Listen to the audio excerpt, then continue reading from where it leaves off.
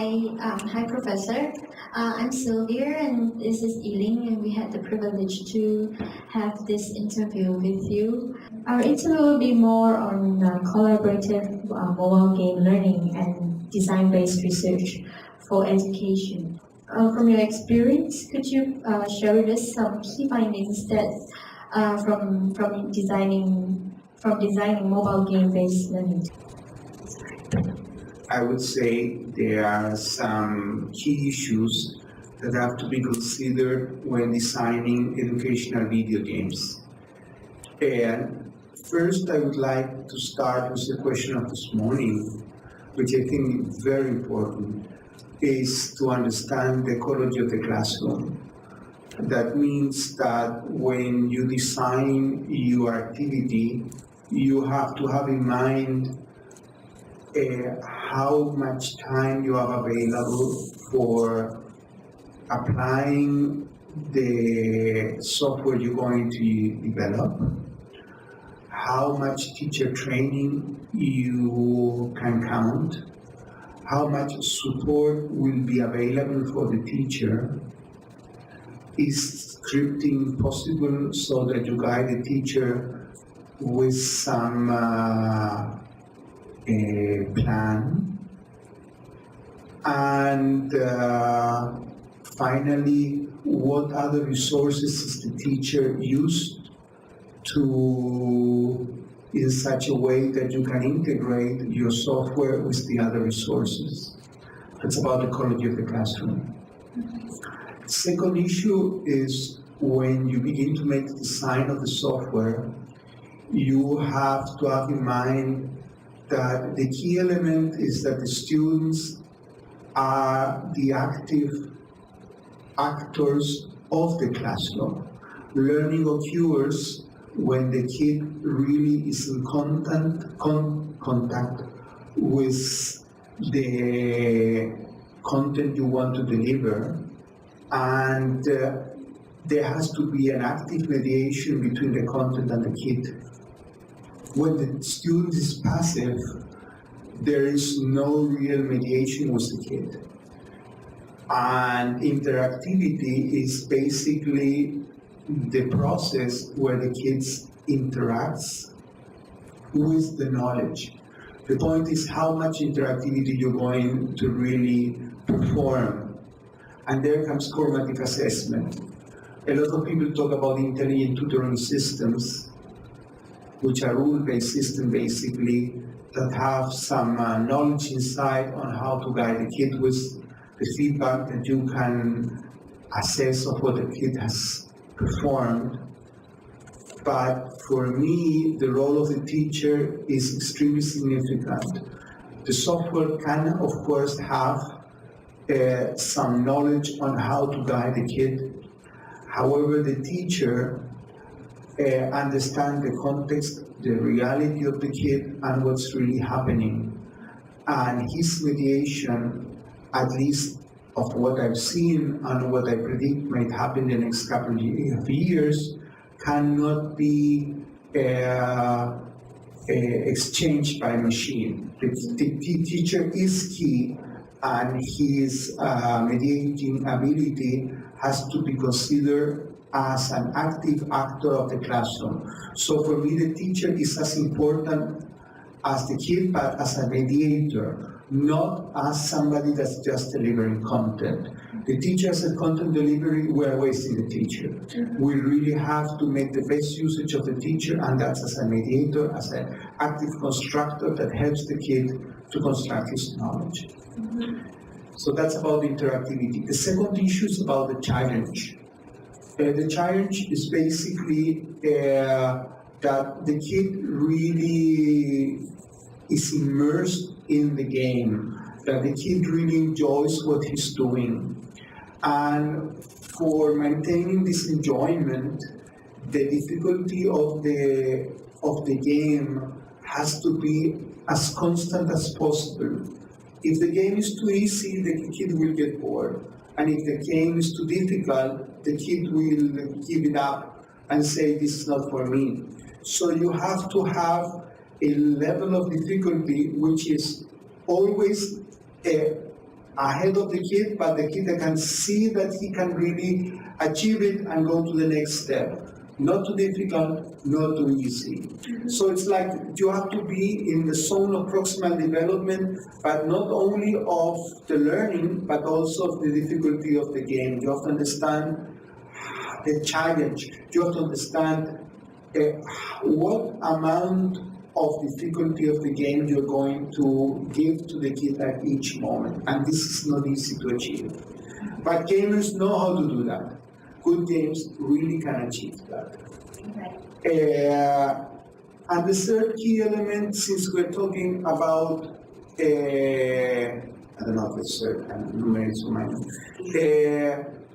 the next element, and I think is one of the most important, is the balance between the gaming element and the metaphor.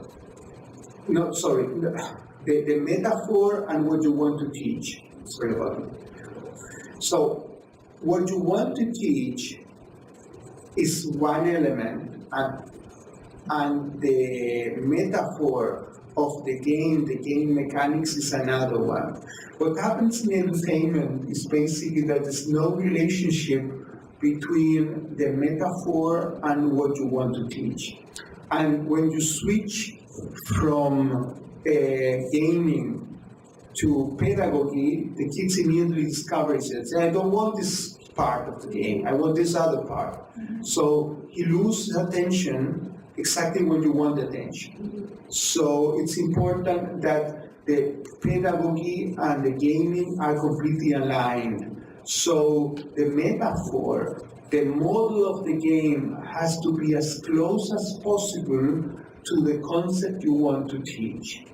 And as I showed this morning, you can use standard games.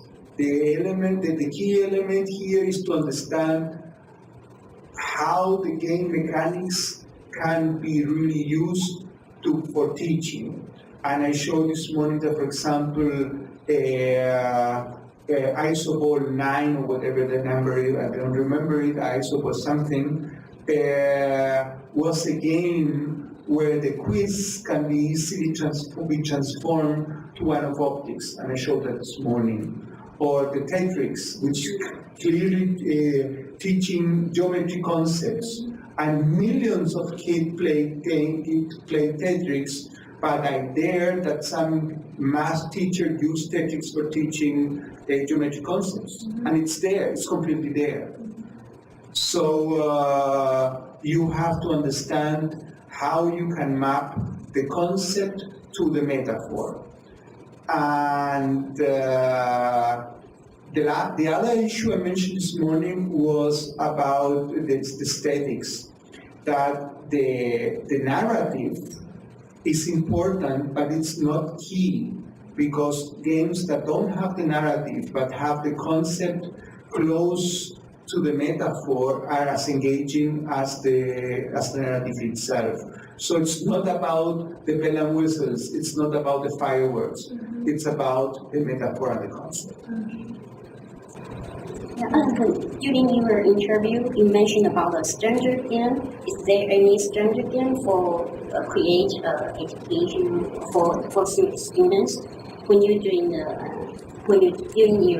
your standard games? So what can you explain more? What is the standard game? Yeah, let's go back to Tetris. In Tetris, for example, the game mechanics of Tetris is that you have to take a geometric object and you have to transpose the object horizontally, yeah, or you can rotate the object.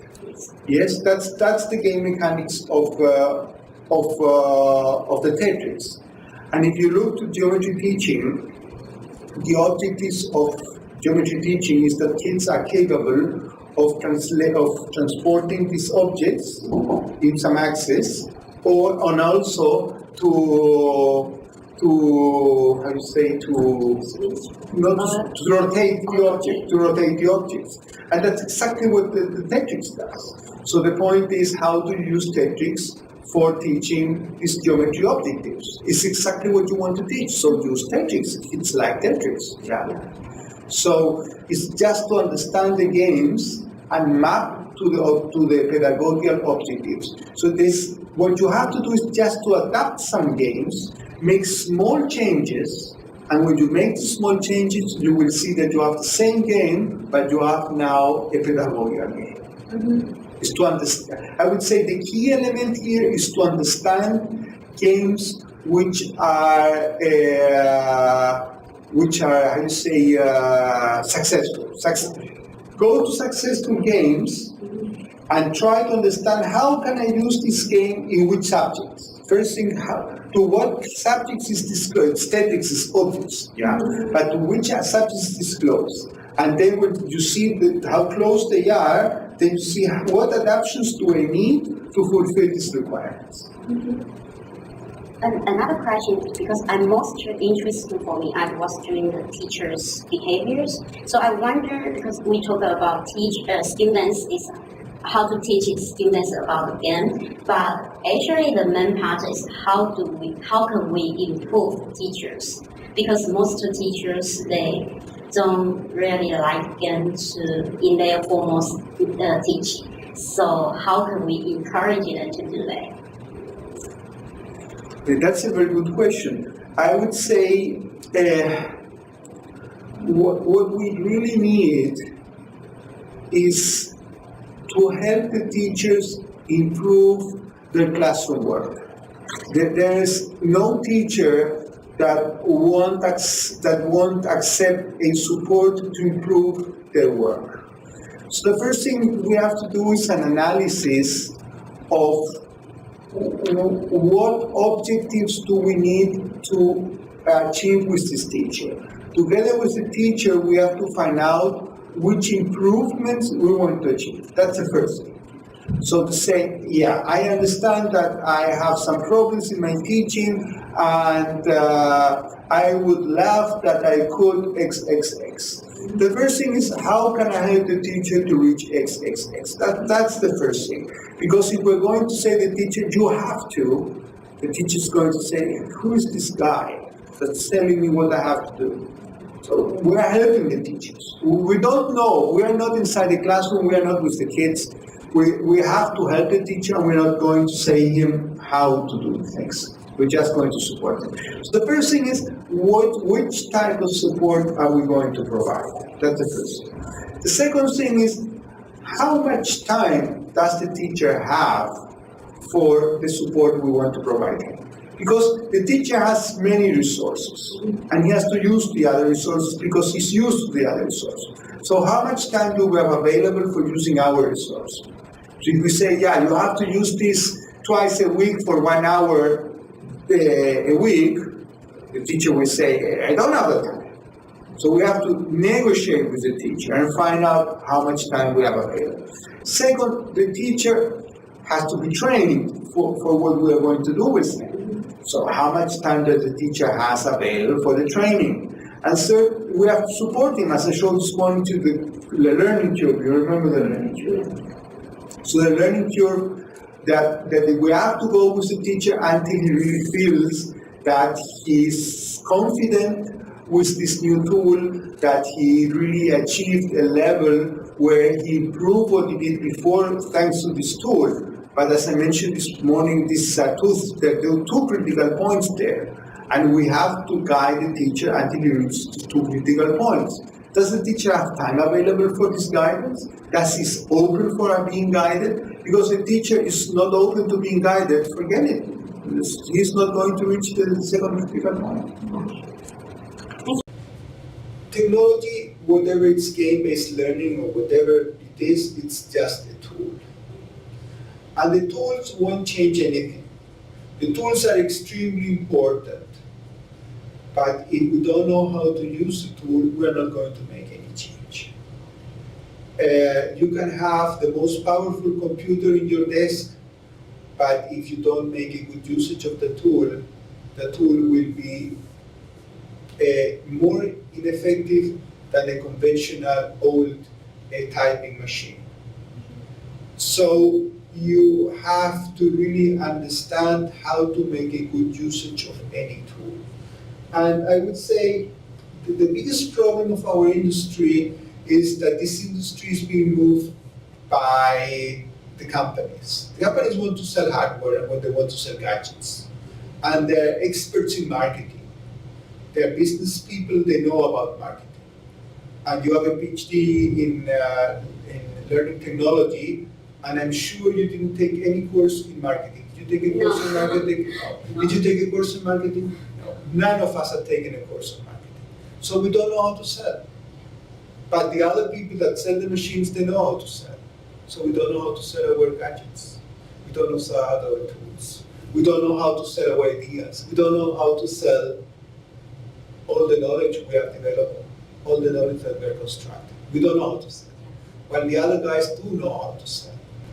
Because we need to know how to sell a concept.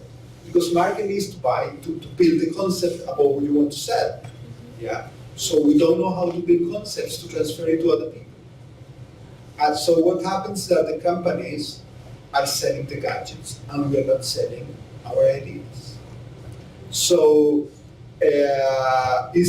so your original question was, is game-based learning changing? I would say we haven't changed anything. In the last 20 years, we really haven't changed anything. The biggest problem we have that when our budgets finishes, the project finishes. And I don't know of any project which has really continued in time. So we have shown that this improves learning. We have shown a lot of things, but they are not installed. They are not inside the classrooms. So I would say we have to understand first how to approach the teachers and make the teachers our allies. Work with the teachers, show them a way to overcome the learning curve. I think to understand the learning curve is extremely important. Did you know about the learning curve before? No. Did you know about and it's important because we now you're aware of the problem. Yeah. So I think the learning curve is a very important concept that we have to be aware, especially when we approach the teachers. The teachers are our bridge towards the kids. We have to work with the teachers. We have to understand the teachers. We have to help the teachers. Teachers are our most important support to make this transformation. And second, we have to understand the ecology of the classroom. We have to orchestrate the resources. This is not the most important resource. It's just one more resource, a resource that can make a difference, but it's one more resource, and we have to orchestrate it with the other resources. Could you suggest us in any ways that we can merge collaborative learning into mobile game-based learning? Do you think there are any standard design framework for this sort of game-based learning? You are approaching two issues here. One is game-based learning, to which we have talked a lot, and the other is about computer-supported collaborative learning. I'm working on CSCL since the early 2000s, and I'm completely convinced of the importance of collaboration. The first thing we have to understand is the difference between cooperation and collaboration to really understand why collaboration is important.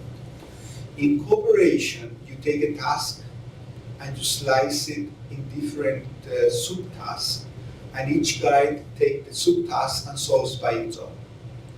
There's no collaboration, there's just cooperation.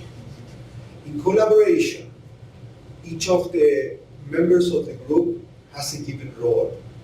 And there's an interdependence between the roles in such a way that if one of the roles is not fulfilled, none of the other actors can fulfill their work. So the interdependence between peers is key in collaboration. For that, you have to define a task in such a way that the peers each has a different role so that this interdependence can occur. It's not simple to reach such role definition, but it's completely possible. And I would say, if you really understand Vygotsky, the social construction of knowledge, is the key element behind collaboration, because each peer, through his role, guides the other guy in the construction of knowledge. The fourth question is, according to your study, you have many experience in such integration, like mathematics, electronic, or language. So could you please share with us the challenge or constraints you face when applying mobile game and collaborative learning in a subject major? Yeah, I would say we have worked from kindergarten to university, from language to math and science.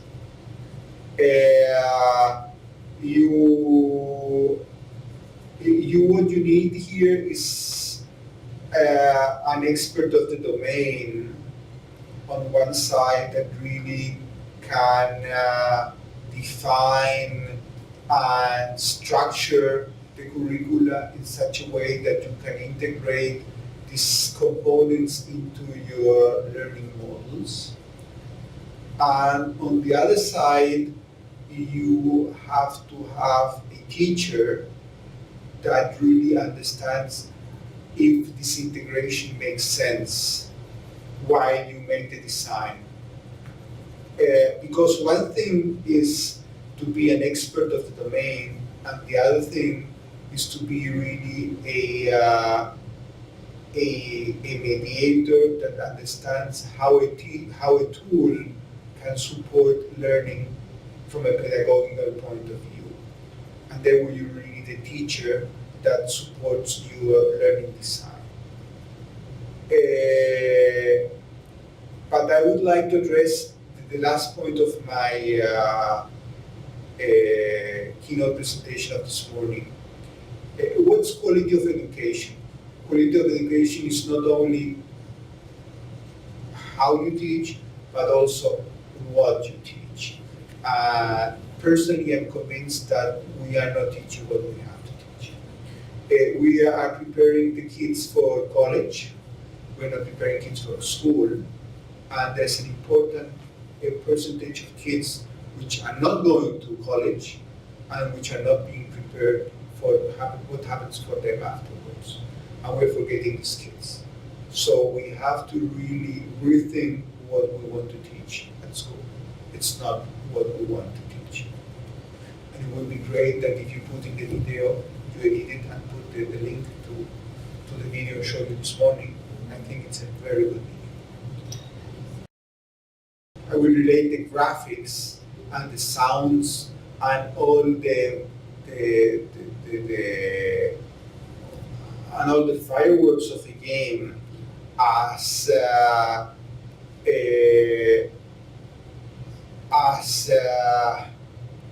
not absolutely necessary. I would say I don't agree that it's so important. No, because the paper, basically that paper, if the paper of Echeverria, if it's the paper of Echeverria, that paper showed, and I mentioned it this morning too, because it's an important paper, that when you have a narrative and when you don't have a narrative, there was no significant difference between them. Because what happened that the key element was that the metaphor was as close as possible to what we were teaching. And when this occurs, the graphics is not so important. The engagement occurs not because of the narrative, not because of the graphics, not because of the color or whatever. The engagement occurs because of the game mechanics. So when the game mechanics and the concept are close, you don't need the rest. So even though you use the video or the voice to present the game, it still works if you concept. Because what I showed this morning, that we made a group with all the narratives and a group without. You remember that I showed one with and without, and there was no statistical difference in the engagement, and there was no statistical difference in the learning. And because there, the concept was very close to the game mechanics. So for me, that's the key issue. That when you design the game mechanics has to be as close as possible to the concept you want to teach. And that's why then I return to the idea of using conventional games. What are the critical issues for conducting collaborative mobile game learning in the future, and what could be the future research direction for the collaborative mobile game in the educational dimension? It's an important question because, as I mentioned this morning, through the PISA test, collaboration will be an issue in the next couple of years. In 2016 will come out the results of the PISA test of this year, and governments worldwide will say, what can we do so that our kids learn to collaborate? This will be an opportunity for us. First thing, don't let's miss the boat. That's very important. We will have a boat, but we have to make a good usage of the boat. As mentioned before, you have to understand the difference between cooperation and collaboration. Don't sell cooperation as collaboration, first issue. Second issue, understand how to define interdependent roles when you have a given task. Third, don't overload. You have to have simple tasks, so that really what you're doing is that task and not something additionally which confuses what you're doing. That's very simple, that occurs. And what I haven't mentioned, small groups. I do believe in small group collaboration. I think that group of 3 is for me a magic number. When you have a group of 2 peers, what happens is just an interchange of ideas. When there's 3, the momentum appears in the conversation, and the kids have to converge. When you have 4, there are too many ideas coming up, so the kids that have more social capabilities take care of the group, and the others retreat. So what I've seen experimentally, 3 is the magic number. Definitely 3 is the magic number. Directions for the direction for future research, I would say definitely how to integrate collaborative work inside the classroom. Teachers are not prepared for collaborative work. They are not trained for collaborative work. They haven't worked collaboratively, and now new tools for collaborative learning will emerge. So we have to learn. All what I've mentioned about how to help teachers will appear here again. So how do we support teachers so that they can really teach in a collaborative way? That's the key issue. Because there will be, now you will see that there will emerge tons of new tools of collaboration, which not all of them will be really collaborative, but some will, of course. But the key issue is the learning curve of the teacher. How are we going to support the teachers in this transformation? So do you think the team teach will be work in this term? Team teach. Like team teaching. Team teaching. Well, you have to answer the question. You have enough concepts to answer the question. I don't know, because I think are they cooperating or they collaborating? Is there clear role definition between the teachers? No. They are cooperating, they're not collaborating, and there's no role definition. So if there's no role definition and there's no collaboration, the answer is obvious. They're not collaborating, they're cooperating. They're cooperating. So this time maybe we still stick one teacher to do a small collaborative learning first. Because team teaching is basically cooperating. Yeah, the teachers they do different. Cooperating, they're not collaborating. Yeah. So the problem is how do we define roles that are interdependent? That's the whole point. Mm-hmm. What are in your opinion, what are some significant benefits from design-based research that you have found? I think design-based research is a very nice framework.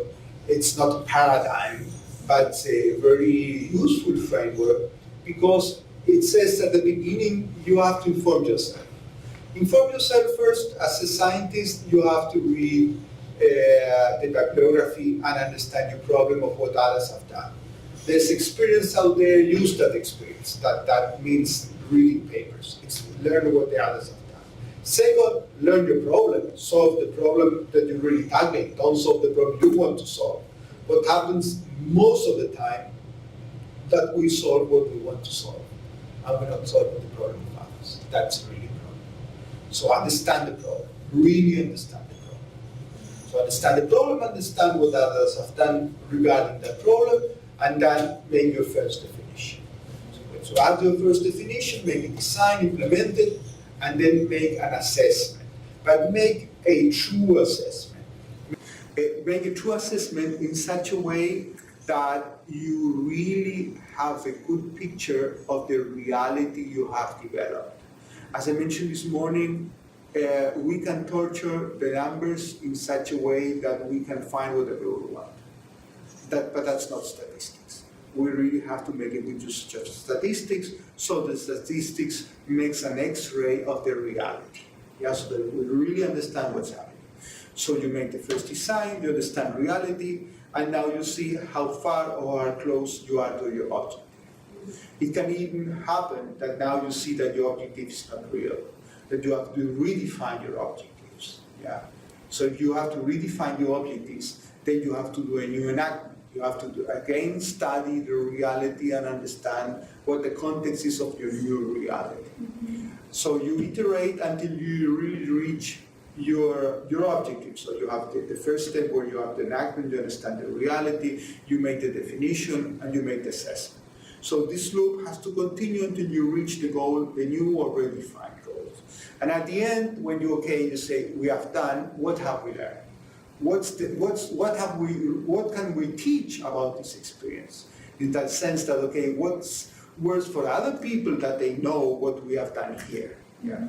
And what happens in a lot of papers is that a lot of people give the micro experience. Your micro experience, what you have learned for yourself is not necessarily interesting for others. What's really interesting is for the community.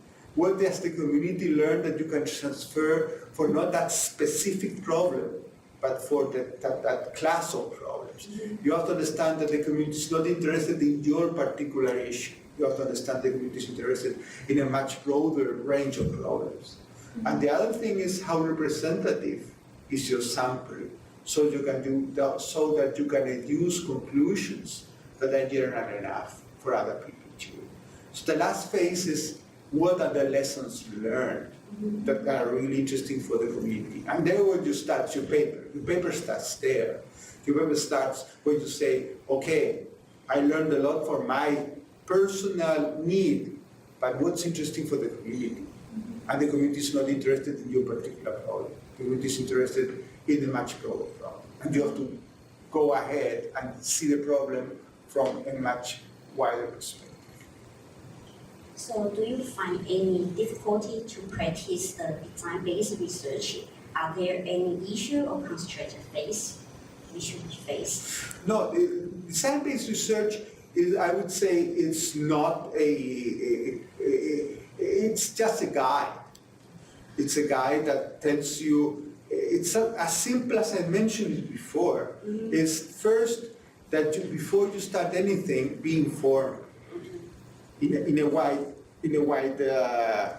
concept. Be informed, but informed of your problem, informed of reality. Yeah, and then then you do your design, and then you do the assessment. But do the assessment in such a way that you really understand what you're doing. Because a lot of times we do the assessment to try to sell.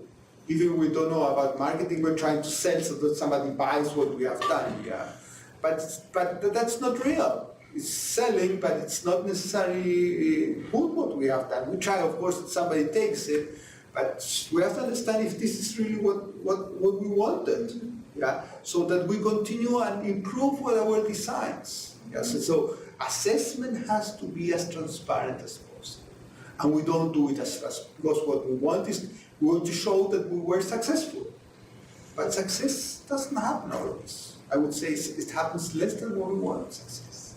And our final question is that does design-based research impact the research methodology in the future? Do you think that it will? I would say, I hope design research is very general. It's not so difficult. Yes, it's very simple. I would say that design-based research is a very simple guide which helps to do much more applicable research. Because first, you design in the reality, and you don't design for yourself. As editor of computer education, I see that a lot of people still do the old problem that they solve the problem for themselves and not for the others. In design-based research, it's basically you're saying, understand what you're designing, understand reality, understand your context.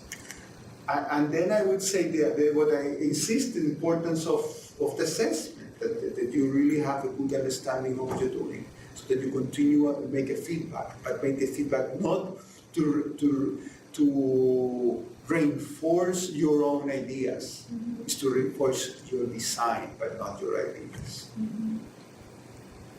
Come up with questions. If we only solve the reality question, so if we only solve the reality you just mentioned is a reality question. But in different situation, different environment, we have a different reality questions. Then how can we follow up on those questions? Because it will be a lot of times work we have to do there. So how can we follow up those things? Then we couldn't solve the questions in big amount of questions. We just can solve the small question each time, right? It's interesting what you say. Look what happens with technology. I'm getting 60 years old in the next couple of months, and I've seen a revolutionary change in technology. I'm originally an electrical engineer. I loved computers. In 1978, I bought my first microprocessor kit, which I did my degree. I did a integrated circuit tester with a microprocessor, Moderator 6800. And I talked to the machines in binary language. My first machine didn't have any assembly language. I had to talk in zeros and ones. So since what happens today, it is a huge leapfrog, huge advancement. And how had this advancement occurred? What happens with technology is that somebody has an idea, and the next one builds over this idea and builds another one. So it's very incremental. And since everybody can give his own brain to this increment, this increases very, very fast. And in the last 30, 40 years, you see an improvement in technology which is remarkable. Now let's look what you exactly said. What happens with human beings? Human beings are not like machines. Human beings have their own context, their own reality. We have a body, and our body has also something to say about it. Because our body has emotions, our body suffers, our body gets sick, and all this happens in our body. So it's not like machines that you can go incrementally. So as you ask, this can be very helpful for one person, but the other person is completely different. Yeah. So that's why social science is so difficult to construct. It's not like machines where what you learn for one machine is good for the other. Mm-hmm. What's good for one person is not necessarily good for the other. So what we're doing, we're trying to teach 1 billion kids the same way, and we understand there's 1 billion persons difference. They are all different. This morning I showed you that in Chile, nationwide, 2 of 3 kids fail the minimum level that the government has defined. They are in 8th grade and they haven't learned the minimum that the government objective is. 2 of 3 kids. That means that the system failed. Mm-hmm. And that's the best system of Latin America. We have the best figures of Latin America. And in Chile, 2 of 3 kids failed. So What happens that we're not teaching for the kids? We're teaching something that we say, we have to teach this. And we think they're machines. And that in 40 years, we're going to make a huge leapfrog. And we haven't done any leapfrog in 40 years with our kids, because they're not machines. We don't understand this individuality of the persons. And that's why I think that's so important that the kids are active learners inside the classroom, and the importance of the teacher. The teacher is the one that understands these people. Machines will never understand the kids. Because the teacher is a person, it's not a machine. He has a body, he has feelings, and he can talk with the kids, and he can work, and he can mediate with the kids. And the intelligent tutoring system will never understand. They can do a little bit of feedback, but the real assessment has to be done by a person. So very good. Final question. Thank you, Professor, for your time. And thank you. Thank you for the opportunity. Bye. Bye.